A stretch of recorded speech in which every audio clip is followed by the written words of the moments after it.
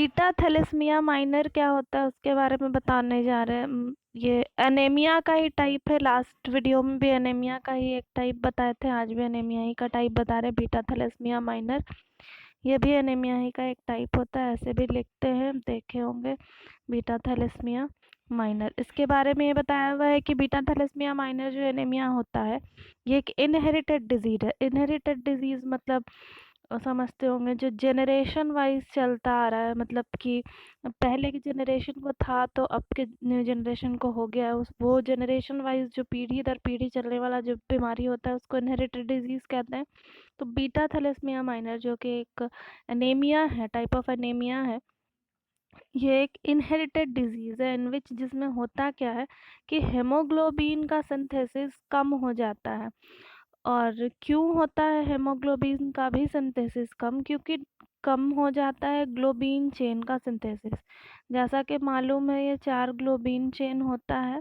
Haemoglobin का जो structure है, इसमें 4 ग्लोबिन चेन होता है, अल्फा 1 अल्फा 2 बीटा 1 बीटा 2। तो 4 ग्लोबिन चेन जो प्रोटीन का चेन होता है, यहाँ पे एनीमिया में, बीटा थैलेसीमिया माइनर एनीमिया में ग्लोबिन चेन का ही सिंथेसिस प्रॉपरली नहीं हो पाता है। इसके कारण हेमोग्लोबिन का फॉर्मेशन नहीं होता। हेमोग्लोबिन नहीं फॉर्म करता तो आरबीसी नहीं बनता, जिसके कारण ब्लड में आरबीसी की कमी होती है, तो एनीमिया होता है।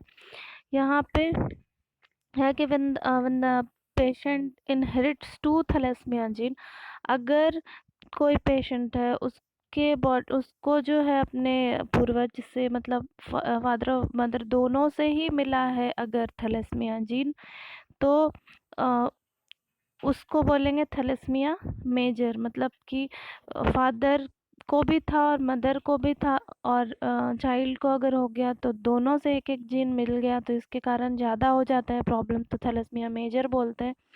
लेकिन अगर सिर्फ फादर या फिर सिर्फ मदर से, या तो सिर्फ फादर को है उससे चाइल्ड को मिला, या तो सिर्फ मदर से है उससे सिर्फ मिला, दो नहीं मिला एक ही मिला जीन, तो उस कंडीशन में बोलेंगे थैलेसीमिया माइनर।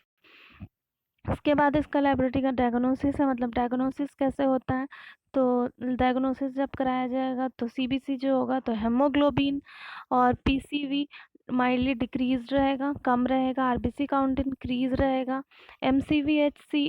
एमसीएच डिक्रीज होगा, एमसीएचसी नॉर्मल रहेगा या फिर माइल्डली हल्का डिक्रीज हो सकता है, आरडीडब्ल्यू माइल्डली इंक्रीज होगा यानी हल्का इंक्रीज होगा। पेरिफेरल ब्लड स्मेयर जब बना करके देखेंगे तो एनीमिया में तो uniformly microcytic hypochromic red cell रहेगा। मतलब माइक्रोसाइटिक का पहले भी बताया है, जैसा कि आरबीसी का साइज नॉर्मल से कम होगा। हाइपोक्रोमिक रेड सेल होगा, मतलब जो कलर होगा हेमोग्लोबिन नहीं होने की वजह से सेंटर जो आरबीसी का सेंटर रीजन जो होगा वो कलर वहाँ पे कम हो जाएगा, पेलर हो जाएगा हेमोग्लोबिन कम होने की वजह से। विथ नो पॉलीक्रोमेसिया, इसमें पॉलीक्रोमेसिया नहीं होगा। पॉलीक्रोमेसिया कहने का मतलब क्या होता है वो यहाँ पे लिखा है कि variation in colour of RBC, मतलब कि वेरी नहीं करेगा कलर, बल्कि सारा में कम ही हेमोग्लोबिन रहता है, तो सेंटर आरबीसी का कलर कम ही रहता है, पेलर ही रहता है। डब्ल्यूबीसी और प्लेटलेट नॉर्मल रहेगा। रेटिकुलोसाइट काउंट इंक्रीज हो सकता है। रेटिकुलोसाइट होता क्या, तो जब आरबीसी नॉर्मल मैच्योर नहीं बनता, मैच्योर से पहले वाला जो स्टेज होता है आरबीसी का, वो रेटिकुलोसाइट होता है। उसके बाद बायोकेमिकल टेस्ट अगर कराया जाएगा तो नॉर्मल सीरम आयरन और सीरम टीआईबीसी यानी टोटल आयरन बाइंडिंग कैपेसिटी, और ट्रांसफेरिन जो है, और फेरिटीन, ये सब नॉर्मल ही शो करेगा। ठीक है, सारा प्रोटीन का ही नाम है ट्रांसफेरिन।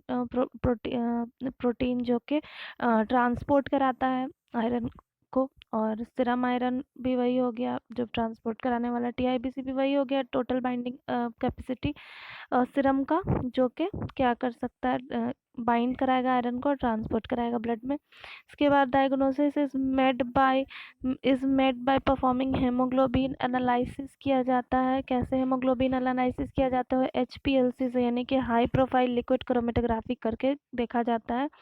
हेमोग्लोबिन का एनालिसिस किया जाता है, मतलब कौन कौन सा हेमोग्लोबिन है, किस किस टाइप का, यहाँ पे दिख रहा है कि पेशेंट विद बीटा थैलेसीमिया, अगर किसी को बीटा थैलेसीमिया है तो presence of raised HbA2 haemoglobin जो रहेगा वो बढ़ा हुआ रहेगा। और HbF जो हेमोग्लोबिन रहेगा 1 to 3% रहेगा, और बाकी सारा जो रहेगा वो HbA रहेगा। ये 3 टाइप का जो है हेमोग्लोबिन है, उसका रेंज आगे पीछे होगा।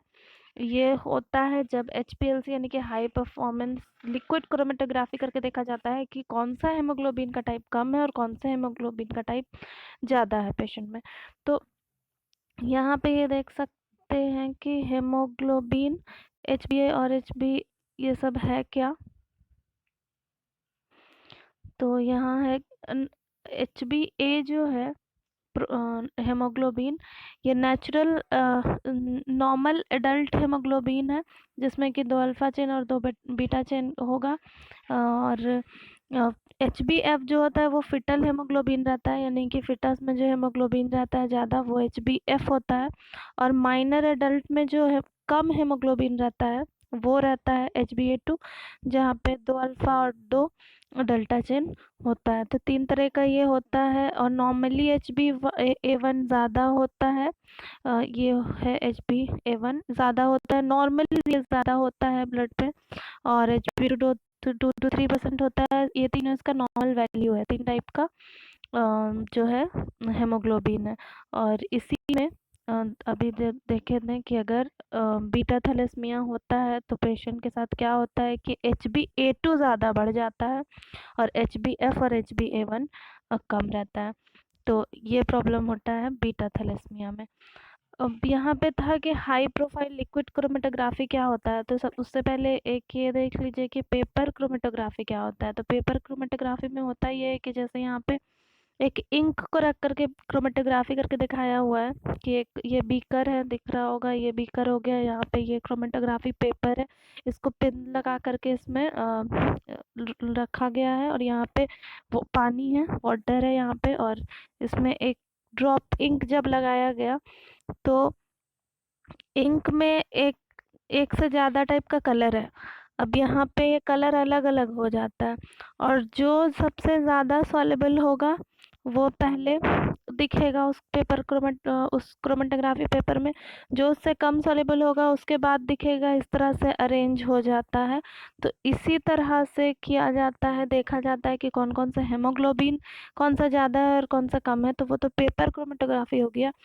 वही सेम काम यहाँ भी होता है, लेकिन ये ऑटोमेटिक या मशीन से होता है। तो इसको बोलते हैं high performance liquid chromatography, liquid की मदद से होता है। इस तरह का होता है। यहाँ पे डिटेक्टर है, ये भी यहाँ पे सॉल्वेंट है जो दिया जाएगा, वो डिटेक्टर डिटेक्ट करके यहाँ पे भी यही दिखा देता है कि कौन सा हेमोग्लोबिन ज़्यादा है कौन सा कम है।